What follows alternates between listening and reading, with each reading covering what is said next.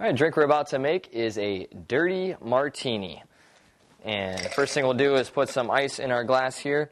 We're going to get our martini glass nice and cold with some water and ice sitting in it while you're making the drink, and that'll get it nice and chilled. All right, we're going to measure out 2 ounces of gin. So we'll give it 1.5 shots. There we go. And a tablespoon of dry vermouth. Not too much dry vermouth or you will ruin the martini. We're going to follow that up with 2 tablespoons of olive juice. And you can leave this up to your discretion a little bit. Some people like a little bit more, some people like a little bit less. Depends on how dirty you want it. And last thing we're going to do is mix this up real good. Get it nice and cold.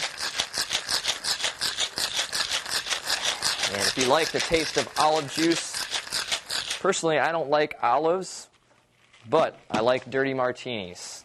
So I don't know what that tells you. There we go. Go ahead and grab your martini glass, which should be nice and chilled by now, and pour it in.